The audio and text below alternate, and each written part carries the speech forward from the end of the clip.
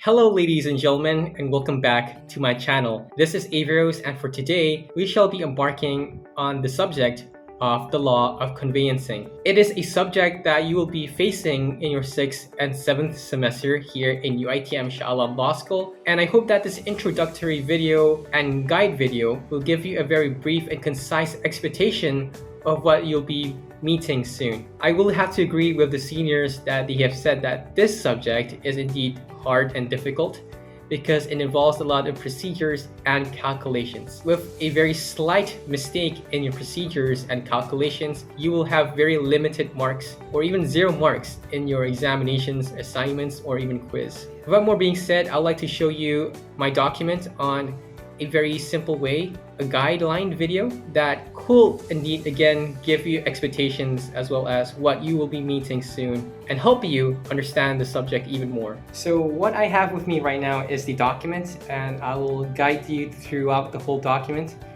and really help you understand the subject and the expectations.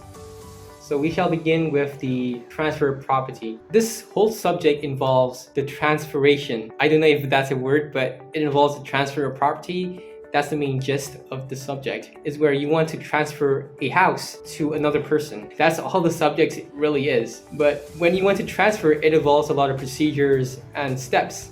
So that's where it becomes more and more complicated. But don't worry, this video will not be as complicated and it will be very, very concise. I will be sharing with you this document in the description box below if you want to have access and download this document. We shall begin with the factors. We have from the developer, subsale, the forms, with title, without title, private caveat. And then we have buying with cash and buying with loan. We will be buying a house from a certain individual. We will be buying it from a developer, for example, or we will be buying it from a subsale.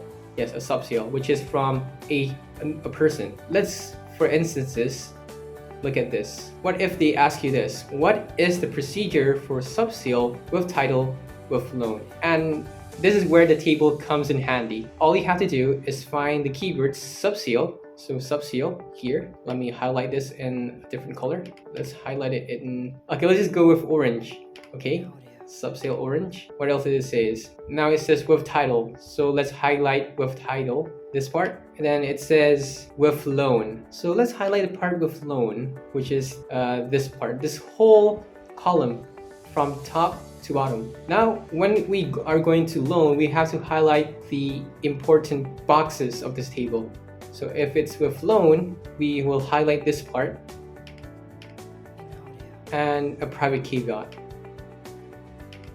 This is the only thing that you have to look at. This is how and where the table comes in handy. So when you write down your answers, all you have to say is, since it's subsale, it involves the sale and purchase agreement, and since it's with the title, we will have to go through these bullet points one by one. And then what are the forms involved? You'll say form 14A, form 16A, and 16N. The private caveat you'll be jotting down back this part of the box. So that's a really simple way of how to answer a question if they ask what are the procedures related to that. Again, I won't go into detail what is form 14A, what is form 16A, but I will give you a general understanding. If you're buying with cash, only orang kaya je boleh bayar and beli rumah dengan duit yang dia ada. Tapi if you are broke and you don't have money, then you will use loan, and you can't pay bayar serta-merta, you can't pay on the spot. So korang minta dengan bank, so korang buy dengan loan lah rumah tu. So that is what it means. Now we have inter vivos and by way of auction. Just now we look at buying with cash and buying with loan. Inter vivos is korang ada rumah tapi korang tak nak beli, korang nak bagi korang punya anak cucu ke, nak bagi anak pinak, bagi suami isteri, korang transfer je, korang tak payah bayar. That's what inter vivos is. And here are the bullet points. You can pause and read it. And by way of auction is that contohnya ada orang tu, that person, they buy the house maybe by loan, tapi diorang banyak hutang, they have a lot of debt, so they can't pay for it. So diorang terpaksa gadai or lelong, I think that's the word. So they have to surrender their house and they will open up some sort of sale. So that will be potential buyers for the property. How to answer the real property gains tax. This tax is when korang jual rumah, korang, you guys sell your house, so korang akan ada profit, korang akan dapatlah bayaran tu kan, korang, how do I say this? You guys will make profit. Yes, that's the word. But when you make profit, you have to pay your taxes to the government, to the kerajaan. It's like korang kerja, kalau korang kerja, korang dapat gaji, korang kena bayar cukai untuk gaji korang kan. Jadi kalau korang jual rumah, korang dapat profit, mesti korang kena cukaikan profit korang ke kerajaan. That's how it works. It may sound unfair, but kena somehow pay to the kerajaan so that the kerajaan can survive. I don't know why. Maybe that's the reason why. And use our money for other matters in developing a country. So you guys can pause this part of the video to read the question. And in order to answer questions related to RPGT, you will have to explain the procedures first. Only then you do your calculation. So when you guys access this document in the description box, you can read the procedures and then you go on to calculate the RPGT. So this is a procedure. This is the method on how to calculate the disposal price, the acquisition price, the incidental costs. And then we have the formula to calculate. Dia macam jawab SPM, jawab maths SPM. So you have to follow the calculation steps from top until the final answer. And here's the final answer, guys. This one. All right.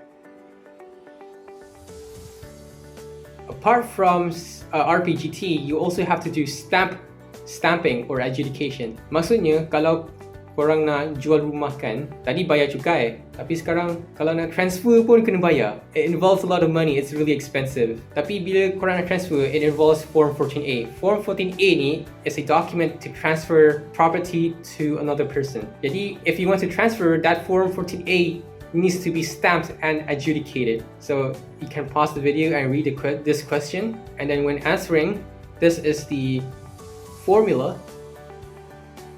And this is how you calculate stamping. And then you will get the final answer. It's like answering maths in SPM. Okay, the final part of this video is that you'll be going over Form 14A and how to fill in the document itself. Tadi kita dah tengok bayar cukai RPGT, nak jual rumah, sorry. So ada Form 14A bila kita nak register and pay stamping, or Form 14A. Now kita tengok cara nak isi the Form 14A itself. And this is the procedure to fill in the Form 14A. I'm just going through it like a speed run here. And this is how you fill in the Form 14A. This is how one question will look like. And here it is. Borang 14A. First, you put in the name of the person who wants to transfer the land. Give the address of the person. Yes, when answering your finals, the form is in Malay. Korang tak boleh jawab dalam bahasa Inggeris. I don't know why. I think that's how it has been since the day of the beginning of this subject. Korang masukkan the amount of consideration, the cost of the house. And then, if you guys notice, kalau ada this pangka here, you have to pangka things which is not relevant in the document. And you need to put in your initials. So for example, if your name is Ahmad Ishraf Hazim, which is Ahmad Ishraf Hazim, then you have to put in your initials, which is AIH, which is the first letter of your name. So we can know who is the person who struck out this part. So if you're the lawyer and you strike this out, you have to put in your initials here if you are helping your client fill in this document. And then finally put in the date and put in your signature. Not your signature, the signature of the person who is transferring the land, and the IC. Same goes from the top. You have to put in the IC of the person and say warga negara Malaysia yang cukup umur, yang beralamat di sekian-sekian. Now this is the person who is witnessing the person transferring the land. Usually, you will have to put in the name of your lawyer and their practicing number, which is BCM0337 here. But for the question is that the person transferring is in Singapore, and we do not have any Malaysian lawyers there in Singapore.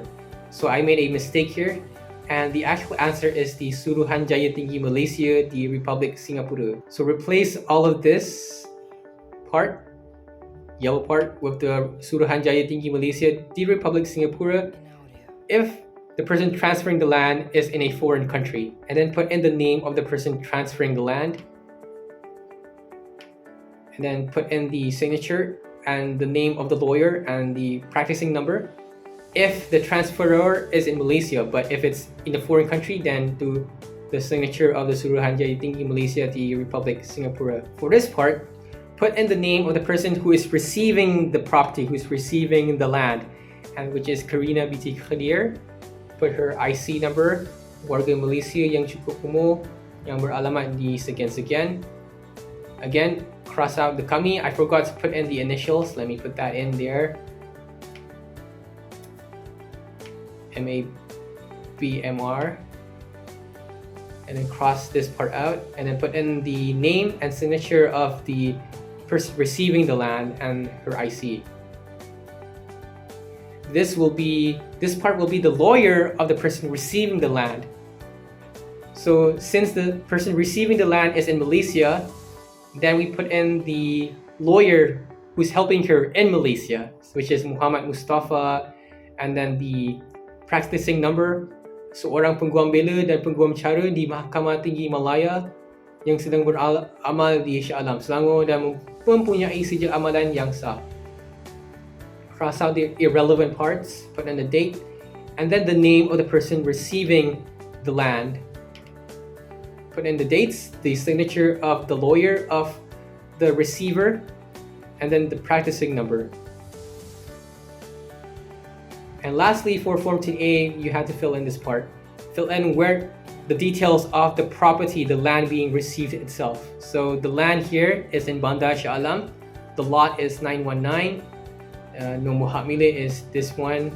Bahagian tanah 1/1 and tiada. And it's important for you to do this cross out and put in satu suratan hak milik sahaja, because this also counts part of your marks in your finals. That is pretty much it in this video. I've also added more questions for you to answer in this document. And yeah, that's all about it. Thank you guys so much for watching until this very end of this video. And I really hope that it was really helpful and beneficial to you. And good luck for the law of conveyancing. And let's together pass semester 6 to enter final year. Inshallah. Thank you so much for watching.